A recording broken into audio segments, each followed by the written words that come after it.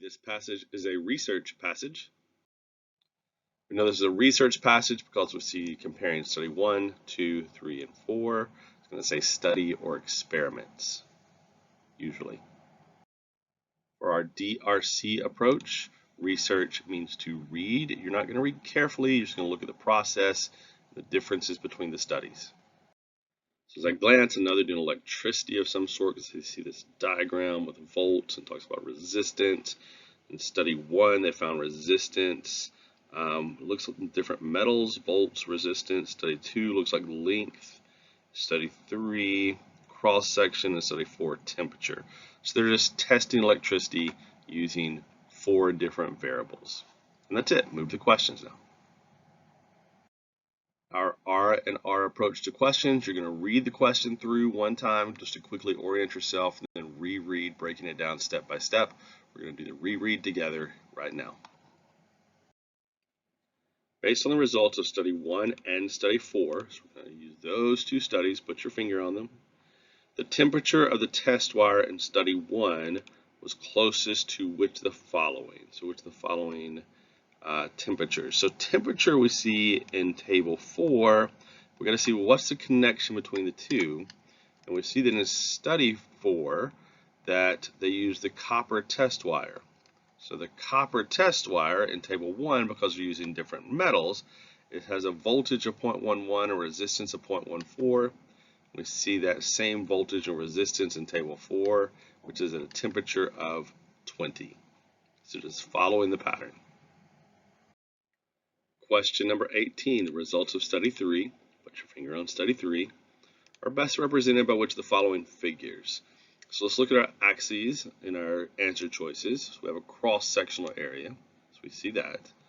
Then we have resistance, we see that. We don't see volts, we're not going to use that at all, I'm just going to block it out. So now we see the cross-sectional area as it increases, right? What happens to the resistance? The resistance decreases, which is only represented in choice J. Number 19, we're using study 1, so put your finger on study 1. Which of the following correctly lists the wires tested in study 1 in order of increasing electrical resistance? So resistance is R. You don't know that, it tells you in the reading. So, and if we look, the copper wire is first. So we know the copper wire is the smallest, 0.14. Now let's just go see what's the next smallest, tungsten, 0.44. Now we can eliminate A and B. Now which is smaller, lead or platinum?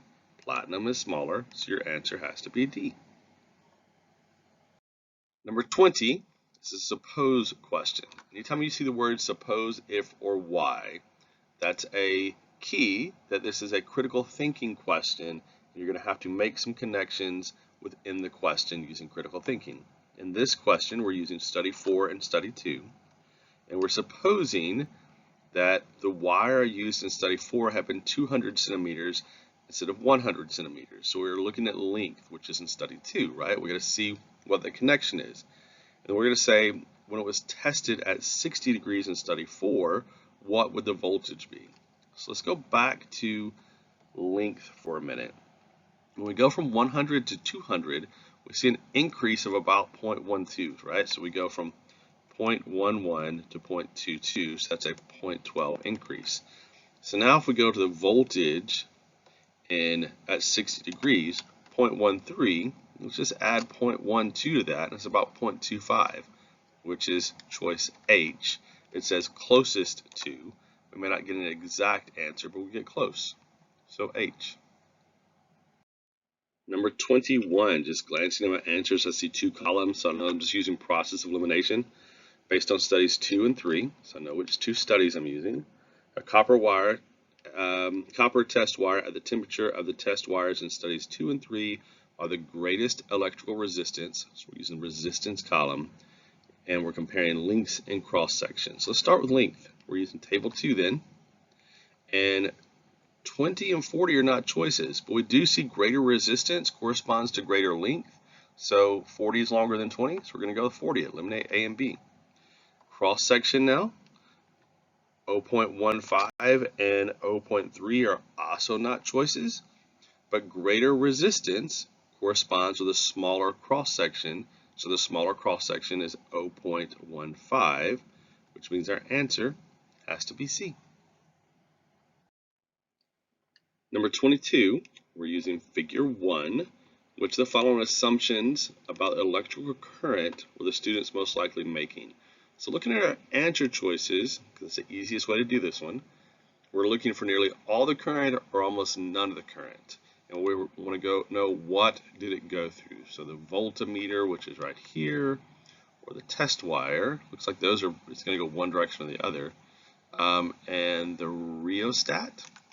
In our reading, it kind of makes it a little bit easier. So they adjusted the electrical current through the test wire. So we really know it's going through the test wire. So the current's following this direction. And then they adjusted it with the ammeter. And so until the ammeter reached 0.8 amps. So really what's happening is all the current is going through the test wire. So G.